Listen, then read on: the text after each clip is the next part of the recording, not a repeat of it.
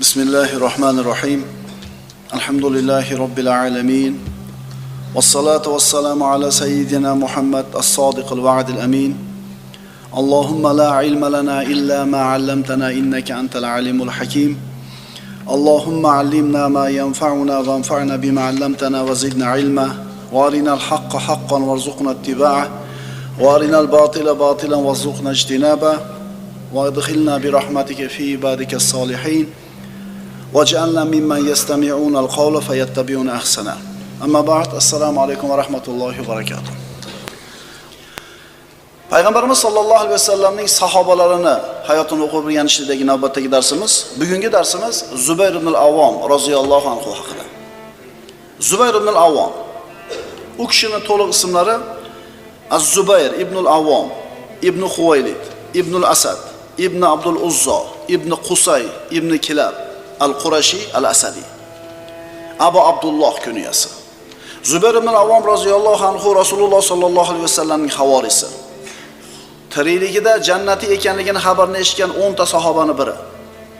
Umar ibn Xattobning vafotidan keyingi ahli shuro bo'lgan 6 kishining biri. Zubayr ibn al-Avvom roziyallohu anhu payg'ambarimizning ammasi Sofiya bint Abdul Muttolibning o'g'li. Zubayr ibn al-Avvom hijratdan 28 yil avval dunyoga keldi.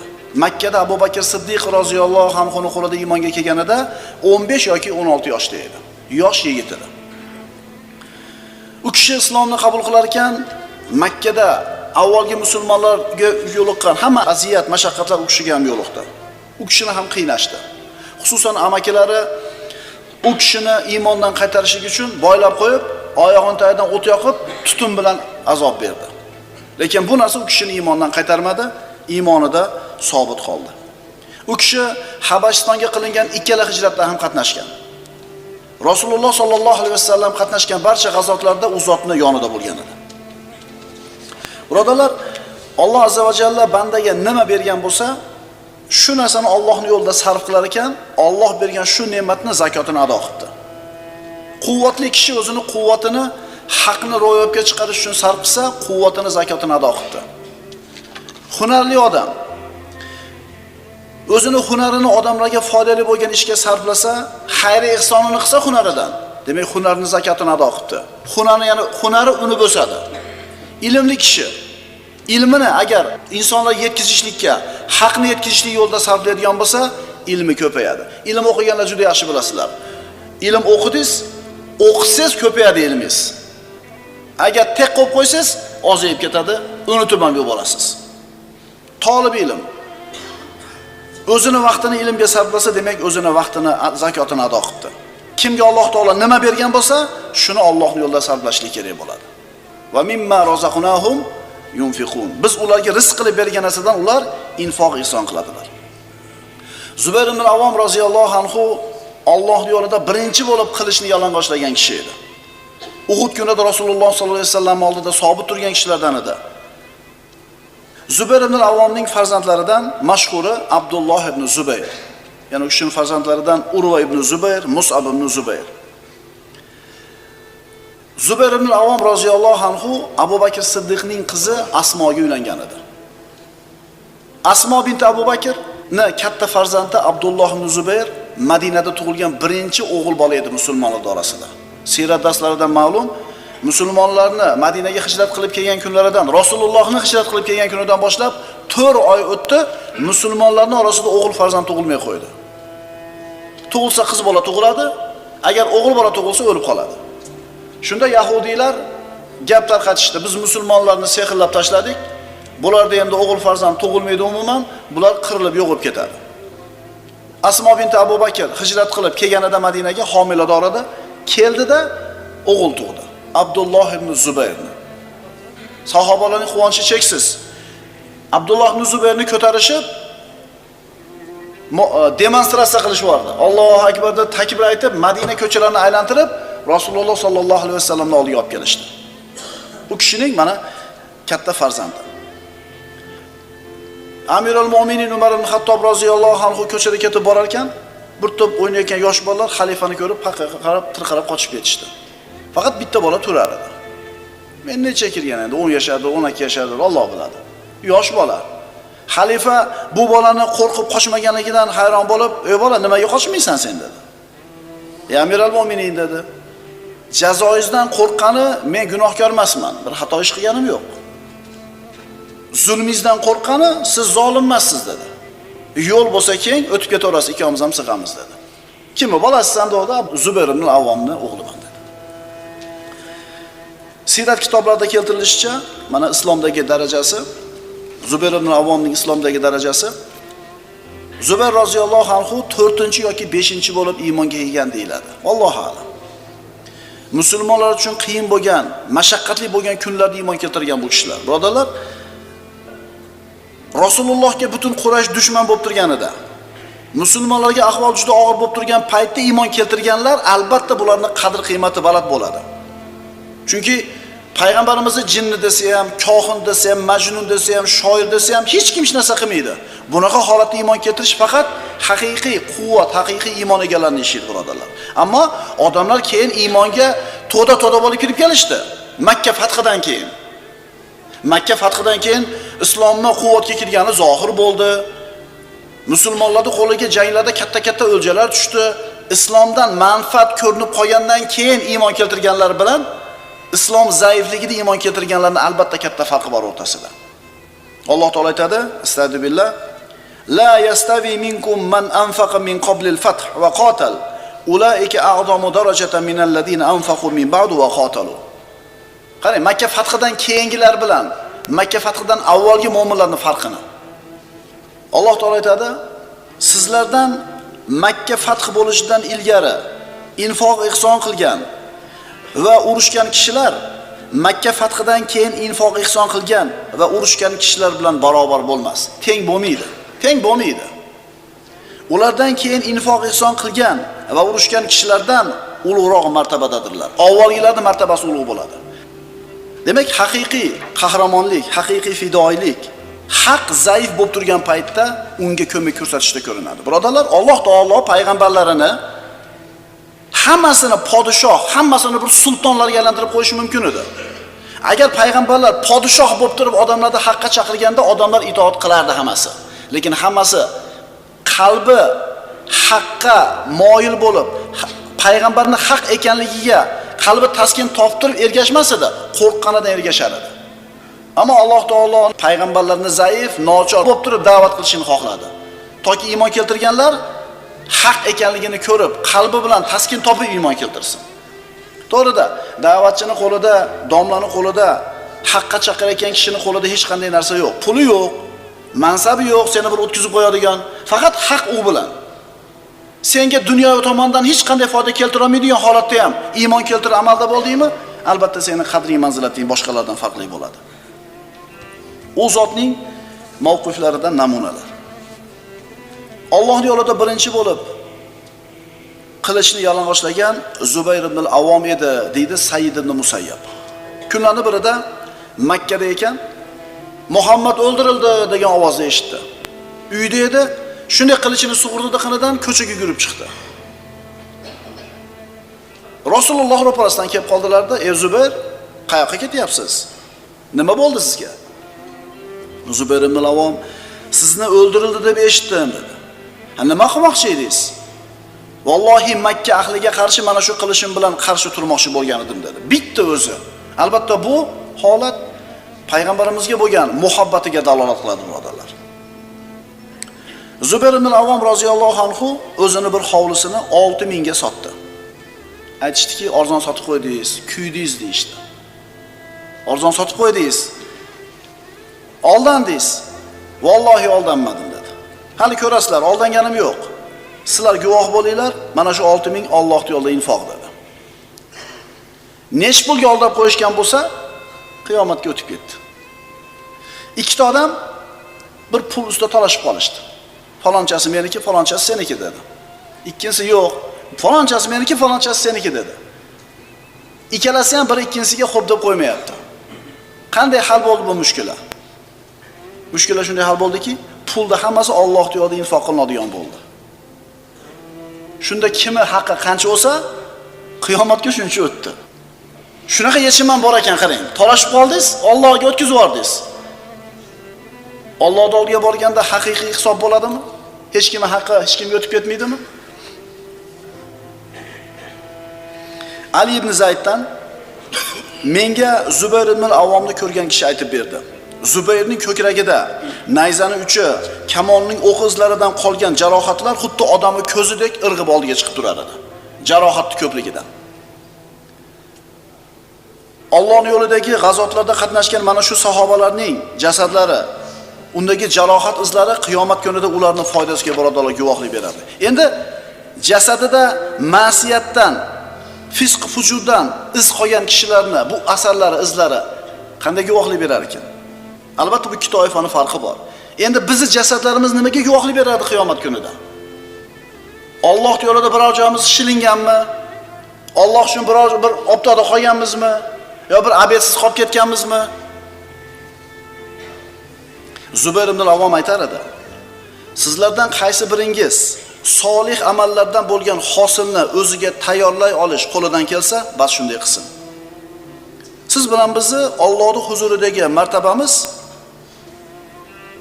maqomimiz nimaga bog'liq? Qilib qo'ygan amallarimiz bilan. Kim o'zini mana shu dunyoda qiyin, og'ir hisob bilan hisoblasa, qiyomatda yengil hisob bilan hisob qilinadi. Kim dunyoda o'zini yengil hisob bilan hisoblasa, qiyomat kunida og'ir hisob bilan hisob qilinadi. Zubayr ibn al-Avvom roziyallohu anhu Rasululloh sollallohu alayhi vasallam bilan doim birga bo'lib, u zotdan ajramagan. Lekin shunday bo'lsa ham, u zotdan ko'p hadis rivoyat qilinmagan ekan. Mana bilasizlar, Abu Hurayra, Ibn Mas'ud, Oysha onamiz, boshqa sahobalar payg'ambarimizdan juda ko'p hadislar rivoyat qilishgan. Nimaga Zubayr ibn al-Avvom ko'p hadis rivoyat qilmagan? Abdulloh ibn Zubayr aytadi, otamdan so'radim. Men Abdulloh ibn Mas'ud va falonchalardan eshitganimdek, sizni Rasulullohning hadislarini gapirayotganingizni eshitmayman dedim. Zubayr ibn al-Avvom dedi: Islomga kirganimdan buyon Rasululloh sollallohu alayhi vasallamdan ajramadim, lekin men Rasulullohning la takdibu alayya faman kadaba alayya mutaammidan falyatabawwa maq'adahu minan nar degan hadisini eshitganman. Shuning uchun ko'p hadis aytmayman. Ma'nosi nima edi? Rasul aytganlar, kim menga qasddan yolg'onni nisbat qilsa, men aytmagan narsani payg'ambar aytdi desa, o'zini joyini jahannamning to'risidan tayyorlaversin degan eshitgan. Shuning uchun ko'p aytmayman dedi. Lekin shunday bo'lsa ham ayrim hadislar u kishidan rivoyat qilingan, shundan bittasini o'qiymiz. Ani Zubayr ibn al-Awwam roziyallohu anhu qala Rasululloh sollallohu alayhi vasallam dabba ilaykum da'ul umami qablakum al-hasad wal-baghdha. Xuddi siz bilan biz zamonimiz uchun aytilgan hadisga o'xshaydi. Ayni hozirgi davrga, musulmonlar uchun aytilganda. Rasululloh aytdilar: sizlarning ustingizga sizlardan avvalgi ummatlarning kasalligi keldi. Hasad va nafrat. Avvalgi ummatlar mana shu ikkita kasal bilan qirilib ketgan ekan. Biri-biriga hasad qilgan, biri ikkinchisini yomon ko'rgan, gina kudurat bo'lgan, nafrat bo'lgan. Hozirgi kunda musulmonlarimiz o'zini olib qaraydigan bo'lsangiz, guruh-guruhlarga bo'linib olib, jamoatga bo'linib olib, biri ikkinchisini yaxshi ko'rmayotganligini ko'rasiz.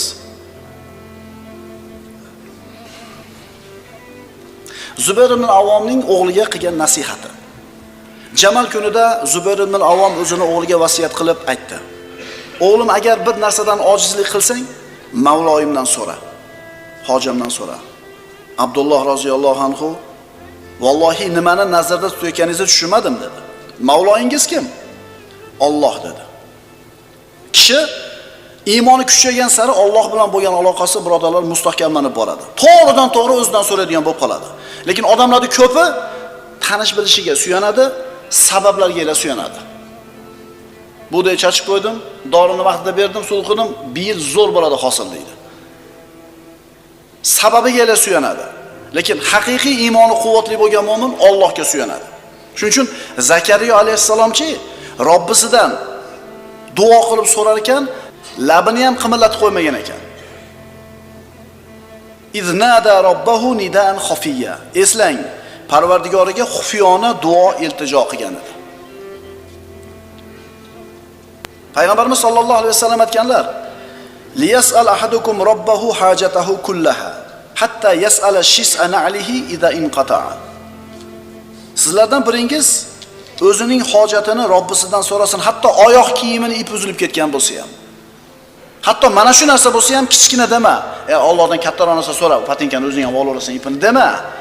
Chunki Alloh bermasa o'sha ipni ham ola olmaysan. Abdulloh ibn Zubayr aytardi, "Vallohi" dedi. Otasining nasihatini eshitgan Abdulloh ibn Zubayr. Qarzdan bo'lgan biron bir kulfatga kirib qolsam, shunday der edim: "Ey Zubayrning Mavlosi, mening qarzimni uzgin. Bas Robbim qarzimni uzar" dedi. Kimi qarzi yo'q? Kimi haqqi yo'q? Kimi mushkulasi yo'q? Hammaniki bor. Allohning o'zidan so'rashlik kerak, birodarlar. U kishining fazilatlaridan Badr kunida Zubayr ibn Avvomning boshida sariq sallasi bor edi. Jabroil alayhisalom mana shu siymosida osmondan tushdi. Banu Qurayza kunida Rasululloh sollallohu alayhi vasallam Zubayr ibn Avvomga ota-onam sizga fido bo'lsin dedi. Birodarlar, sanoqli sahobalarga Rasululloh bunaqa deganlar. Mana shu Uhud kunida Sa'd ibn Abi Waqqosga aytganlar. Har kamonda o'q otganda mushuklardan bittasini yer ishlatganini ko'rib turib, "Oting ey Sa'd, ota-onam sizga fido bo'lsin" degan edi. Sa'd ibn Abi Waqqos maqtanib yurar edi. Mana xuddi mana shu so'zni Rasululloh Zubayr ibn Avvomga aytganlar. "Ota-onam sizga fido bo'lsin." Badr kunida payg'ambarimiz sollallohu alayhi vasallamning qo'shinini o'ng tomonida turdi. Rasulullohning sahobalaridan shu batol deb qo'yadi mana arab tilida. Geroylarni aytadigan bo'lsangiz, Hamza ibn Abdul Muttolib, Zubayr ibn Avvom, Miqdod ibn Amr, Hamza roziyallohu anhu, Xolid ibn Valid roziyallohu anhu ularni ko'ramiz. Bularning qilgan amallari ularni shunday bir ulug' martabaga, manzilatga ko'tardi. Rasululloh sollallohu alayhi vasallam Zubayr ibn Avvomni "Meni havoriyim" deb aytganlar. Havoriy degani eng yaxshi ko'rgan, eng ishongan, eng yaqin odami degani. Haybar kunida musulmonlar bilan yahudlarning qahramonlar o'rtasida juda ko'p muborazalar, yakkama-yakka olishuvlar bo'ldi. Musulmonlar hammasini yengishdi. Ana shu muborazalarning birida Yosir ismli pahlavon o'rtaga chiqdi. Payg'ambarimiz sollallohu alayhi vasallam unaqa uzun odamni ko'rmagandilar. Ko'rib turib 5 ziro bormi degan ekanlar. 2,5 metrli odam bo'lgan. Kim menga qarshi chiqadi deganda musulmonlardan hech kim chiqmaydi. 2,5 metrli odam. Tasavvur qiling, ustida temiri bor, qo'lida qilichi bor, qalqoni bor. 2,5 metr. Necha kilo bo'ladi 2,5 metrli odam? U paytda odamlar. 2,5 metr. Zubayr ibn Avvom men chiqaman dedi. Shunda Zubayr ibn Avvomning onasi Sofiya bint Abdul Muttolib mana shunday qilib tarbiyalagan, o'zi yurakli ayol bo'lgan. "Ya Rasululloh, bolam o'ldirib qo'ymasmikin?" deganida, "Inshaalloh bolangiz uni qatl qiladi" dedi. 1 soat olishib yengadi. 2,5 metrli odamdi. Shunda payg'ambarimiz aytganlar, xursand bo'lganlaridan, "Likulli nabiyyin havori va havorihi Zubayr ibn al-Avvom." Har bitta nabiyning havorisi bo'ladi. Meni havoriyim Zubayr ibn al-Avvom deganlar. Bugun Zubayr ibn al-Avvom tirik qolish kerak, peshonaga yozilgan, Yosir o'lish kerak. Bugun chiqsa ham, chiqmasa ham bu o'ladi, bu tirik qolar edi. Shuning uchun musulmon odam aytadi, yozilgan bo'lsa qayoqqa qochay? Yozilmagan bo'lsa nimaga qo'rqay? Zubayr ibn al-Avvomning taqvosi. Biz bu kishini faqat jang maydonidagi qahramon deb bilamiz, lekin bu tomonini ham eshitaylik-da. Bizda ajoyibda, bizda taqvodor degan odam nima deydi? Ibodatxon, taqvodor desa faqat masjidga yuguradi, faqat shakliga qaraydi, boshqa tomoni yo'q. U sport bilan shug'ullanmaydi, tijorat bilan, dunyo ishi bilan shug'ullanmaydi, bir tomonlama. Ili naborot, sport bilan shug'ullansa, faqat sport, ibodat bilan ishi yo'q. Bu sahobalar har tomonlama bo'lgan, qaranglar. Odamlar Zubayr ibn al-Avvom ishonchli odam bo'lganligi uchun omonatlarni qo'yib turishar edi. Saqlab bering deb. Lekin Zubayr ibn al-Avvom nima deb olar ekan bu omonatlarni? Qarz deb olar ekan. Nima uchun? Agar omonat deb olsa, Zubayr ibn al-Avvomning aybisiz, kuyib ketsa, yo'g'ib ketsa, o'g'ri olib ketsa, omonatdor odam aybisiz. To'lanmaydi shariatda. Endi qarz deb olsa, biror talofat yetsa, to'lab berishligi kerak. Taqvosidan, parhezgarligidan shunday qilar ekan. Omonatlarni omonat deb olmas ekan, nima der ekan? Qarz deb olar ekan, qaytib kelib so'raganda omonatini qaytarib berar ekan. U kishining zohidligi. Zohidlik nima?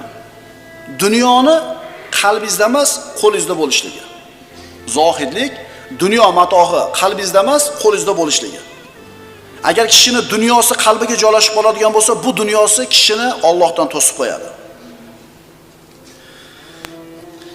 U kishining hayotida bo'lgan mavqiflardan Urvat ibn Zubayr roziyallohu anhudan rivoyat qilinadi. Zubayr ibn al-Avvom bir ansoriy bilan talashib qoldi. Qaysinisi suv bilan bog'ni birinchi sug'orib oladi. Payg'ambarimiz oldiga kelishdi, husumatlashib, payg'ambarimiz aytdilar: "Ey Zubayr, sug'orib olib, so'ngra suvni qo'yib yuboring, u ham sug'orsin" dedilar. Shunda boyaga ansoriy qarab turib, "Ammengizni o'g'li bo'lganligi uchun da birinchi sug'orish kerak" dedi. Shunda payg'ambarimiz sollallohu alayhi vasallam ranglari o'zgarib ketib, g'azablanib: "Sug'oring ey Zubayr. To suv devorga yetgunicha sug'oring, yana ushlab qoling" dedilar. Ya'ni payg'ambarning chiqargan hukmiga norozi bo'lganligi uchun payg'ambarimiz berma suvni bunga dedi. Shunda Zubayr ibn al-Avvom aytadi: "Menimcha" deydi. Ushbu oyat mana shu haqida nozil bo'lgan. Qaysi oyat? Fala va robbika la yu'minuna hatta yuhakkimuka fima shajara baynahum. Yo'q, Robbing ila qasamki, ular o'zlari orasida sodir bo'lgan kelishmovchilikka seni hakam qilmagunlaricha mu'min bo'lmaslar. Shariatda manaqa deyilgan desa, ko'nmayapsizmi? Demak, iymoningiz hali iymon bo'lgani yo'q. Hali iymoningiz komil bo'lgani yo'q. U kishining vafoti. Bilasizlar, bu ulug' qahramon, mislsiz qahramonliklarni ko'rsatgan bu ulug' inson jang maydonida, ochiq maydonda qatl qilinmagan. Ali ibn Abi Talib darslarida aytib o'tdik. Mana Jamal va Siffin ma'rakalari bo'lgan, musulmonlar o'rtasida bo'lgan janglar bu tariximizning qora kunlari. Bir tomondan Ali ibn Abi Talib, ikkinchi tomondan Oysha onamiz qo'shini bir-biriga to'qnash keldi. Oysha onamizning qo'shinida Zubayr ibn al-Avvom va Talhat ibn Ubaydullohlar bor edi. Ikkala taraf keldi, urush bo'lmadi. Sulhga kelishdi. Tong otganda sulhga kelishiladi, qo'shinlar birlashib ketadi. Ammo buni xohlamagan fitnachilar o'rtada fitnani qo'zigan. Tunda Ali ibn Abi Talib tomoniga bir qismi hujum qildi, yana bir qismi Oysha onamizning qo'shiniga hujum qildi. Ikkala taraf ham bizga xiyonat qilish deb turib, tunda bir ikkinchisiga hujum qildi. Musulmonlarda qoni to'kilishni boshladi. Zubayr ibn al-Avvom ham jang maydonida edi. Shunda Ali ibn Abi Talib roziyallohu anhu o'zi keldi ham deyiladi, bir odamni yubordi ham deyiladi, ikki rivoyat bor. Shunda Zubayr ibn al-Avvom roziyallohu anhuning oldiga kelib aytildiki: "Ey Zubayr, esizdami? Bir kuni siz Rasulullohning oldida o'tirganingizda Ali ibn Abi Talib o'tib qoldi yoningizda. Shunda uni ko'rib turib kuldingiz. Ali ibn Abi Talib ko'rib kuldingiz. Shunda Rasululloh: "Yaxshi ko'rasanmi qarindoshingni?" dedilar. "Ha, yaxshi ko'raman uni" dedingiz. Shunda Rasululloh sizga aytgan: "Tuhibbuhu fillah, vallohi la tuqatilannahu wa anta lahu zalimun." Uni Alloh uchun yaxshi ko'rasanmi? Vallohi bir kun keladi, sen unga qarshi zolim bo'lgan holingda urushasan degan edi dedi. 30 yil burun aytilgan hadisni Zubayr ibn al-Avvomga eslatdi. Shunda Zubayr ibn al-Avvomni yodidan ko'tarilganda bu hadis. Ha dedi-da, qilichini tushirib chiqib ketdi jang maydonidan. Esdan chiqarib qo'ygan edi. O'zini quli bilan jang maydonidan tashqariga chiqdi-da, Saba deb nomlanadigan vodiga ketdi, yonida quli. Amr ibn Jurmuz ismli kishi ular bilan birga egashib chiqdi. Zubayr unga qarab, "Nimani xohlaysan?" dedi. "Sizlar bilan birga chiqib ketishni xohlayman" dedi. Zubayr ibn al-Avvom ruxsat berdi. Yo'lda dam olish uchun to'xtashdi. Zubayr ibn al-Avvom uxlayotganida Amr ibn Jurmuz to'satdan hujum qildi, qo'l ulgimadi himoya qilib. Zubayr ibn al-Avvom qatl qildi. Qo'li ikkita qo'lida qilich bilan jang qila olgan sahoba bo'lgan. Birov yenga olmagan bu kishini jang maydonida. Birov peshonasiga kela olmagan. Lekin shunday xiyonat bilan qatl qilindi. Amr ibn Jurmuz bu ulug' sahobani qatl qilganidan keyin boshini tanasidan ajratib Ali ibn Abi Talibni chodiriga olib bordi. Endi uni nazarida Ali ibn Abi Talibni dushmanini qatl qildi, endi Ali katta mukofot berishligi kerak. Ali roziyallohu anhu bu vaqtda bo'layotgan ishdan hayron, o'zini chodirida o'tirib duo qilayotgan edi, yig'lab. To'xtanglar, to'xtanglar deb odam yuborardi, lekin jang to'xtamayotgan edi. Amr ibn Jurmuz xalifani chodirning oldiga kelib, xabar qilinglar xalifaga. Men Amr ibn Jurmuzman. Zubayr ibn al-Avvomni boshi bilan qilichini olib keldim dedi. Ali ibn Abi Talibga bu xabar xuddi chaqmoq kabi tushdi. Zubayr qatl qilindimi? Qanday qilib qatl qilinadi? xalifa soqchiga dedi ichkaridan turib. Rasululloh sallallohu alayhi vasallamning Bashir qotila bin Sofiyata bin nar deganini eshitganman, chiqib ayt dedi. Ibn Sofiyani qatl qilganga jahannam bashoratini ber degani. Amr ibn Jurmuz buni eshitib turib, qatl bo'lishini bildi va qochib ketdi. Zubayr ibn al-Avvomni qilichini Ali ibn Abi Talibning oldiga olib kirishdi. U zot qilichni qo'liga olib, o'pib turib aytdiki, "Bu qilichning egasi" dedi. "Shu qilichi bilan Rasulullohdan ko'p aziyatlarni daf qilar edi" dedi. Bu sahoba Jamal voqeasida 36-yil Jumadul Ula oyida 66 yoki 67 yoshida shahid bo'ldi. Zubayr ibn al-Avvom fitnani tark qilib, unda qatnashmaslikka qaror qilib chiqib ketayotganda xiyonat bilan mana shunday qatl qilindi. Bu ulug' sahobiy, ulug' qahramon, mubashshir bil janna, islom tarixida ulug' qahramonliklar ko'rsatgan, jang maydonida aqllarni lol qoldiradigan, mislsiz fidoilik ko'rsatgan, Rasulullohning hamma janglarida u zot bilan birga qatnashgan, islomga birinchi bo'lib kirgan, Shom va Misrning fathida qatnashgan, musulmonlarning buyuk sarkardalaridan bo'lgan bu buyuk inson Rasulullohning havolasi mana shunday qatl qilindi. Nima xulosa olamiz? Ukalar, Ali ibn Abi Talibni kofirga chiqargan havorijlar yoshlar edi, qorilar edi, taqvodorlar edi, lekin ilmsiz edi. Ularning ko'zida, ularning nazarida to'g'ri bo'lib ko'ringan ish ular uchun to'g'ri bo'lib ko'rindi, lekin aslida u botil edi. Ana shularda qilgan ishini kasofatiga mana shunday Talqat ibn Ubaydulloh, Zubayr ibn al-Avvomdek ulug' sahobalar qatl qilindi. Fitnani qo'ziyotganlar Allohning la'natiga qoladigan odamlar bo'ladi.